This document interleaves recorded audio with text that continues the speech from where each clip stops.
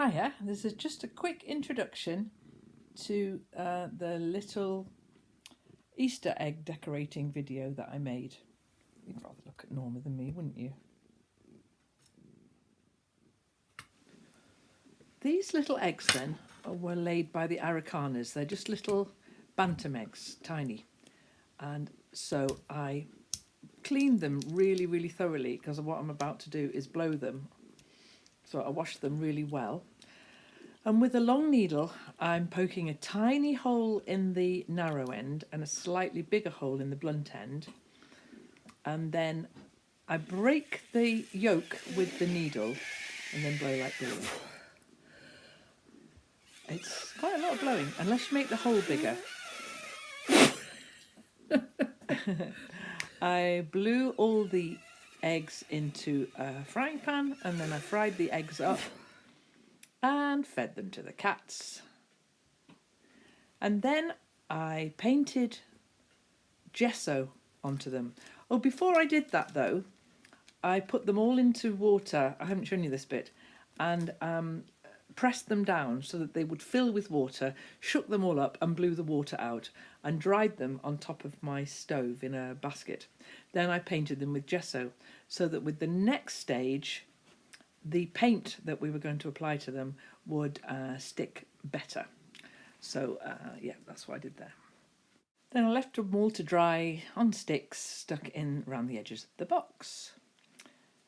Then my kids came, my son and my daughter, I have another son, and my daughter's boyfriend came for supper one night and we got them all painted and decorated and we all had a lot of fun.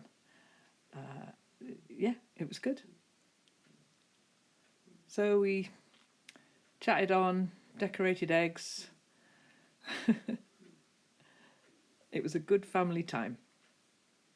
I really enjoyed myself. Here's some nice colourful paint that was left over. And the next day I made a couple more eggs covered with tiny little scraps of Liberty fabric. Now, I use a lot of Liberty fabric when I'm sewing. And these are the scraps. I remember someone once saying to me, how big would a piece of Liberty have to be before you would throw it away? And I said, you would need a microscope, because why would you throw Liberty away? I've jam jars full of different colours of tiny scraps of Liberty fabric, and I use them for this. So here's the next part of the Easter egg decorating. I'm going to hang them now on little ribbons, and then I'll show you, I've got a thing I'm going to hang them on above the table. So you saw the whole process of this one, and then here they are finished. They're very light, I have to be very careful with them. I think after they come down after this Easter, I might varnish them all. That will protect them a bit more, but for now I'm just going to finish them off. Now I'm going to get a little bit of ribbon, make a knot in the string, in the ribbon, and then see if I can poke that in without breaking the egg. Yeah, this will give the glue something to purchase onto. Careful now. Oh yeah, poke it in all the way through. That's better. It just feels like there's something there for the glue to purchase onto. So we'll dribble some glue into there. And then just let that dry. The PVA dries clear. I think I just said that. So I love the eggs. Reflect everyone's personality. This one here, my son made. He made it, first of all, without the glasses, and somebody said, oh, that looks like Ed Sheeran. So he said, oh, I don't like Ed Sheeran. I do. So he painted the glasses on, and now it looks even more like Ed Sheeran. So this is my Ed Sheeran egg. I think Ed Sheeran's great.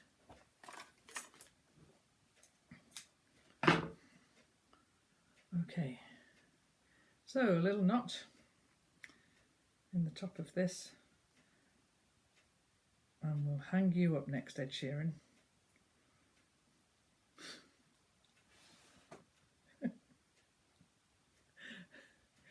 Oh, I have a lot of fun doing this nonsense. These eggs will come out year after year, and everyone will remember, oh, I remember when you made the Ed Sheeran eggs. This is tricky. Ah, there we go. That works. Perfect. Okay, I've got a system. I've got a system. It's pretty, isn't it? Looks a bit Christmassy, that one. Gold paint with all these lovely decorations. I'll put silver ribbon on that one. Oh, this one's tricky.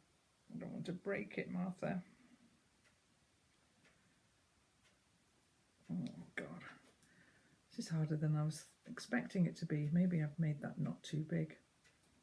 If anyone's got a better way of doing this, just shout out in the comments below. I'm just making this up as I go along. Once it goes in, it's in. And then a bit of glue to seal it. Oh, that makes me happy. Yes, that makes me very happy. So, put a knot in the top. Get my little awl. And then I'm going to just gently poke the knot into the bigger of the two holes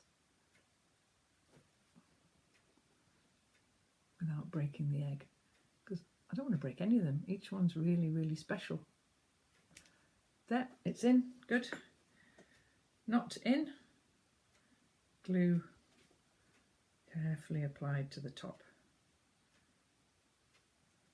So these will be stored away at the end of Easter, and they can come out every Easter with more added to them over the years. There we go. Okay, well, I'll get on and do all of these then. I'll come back to the end and tell you how it went. I hung them all from one of the apple tree branches that we pruned yesterday. There's so much else in my house that it's hard to see them. I like this picture from underneath against the white ceiling. So there's my happy Easter to myself. Thanks for watching.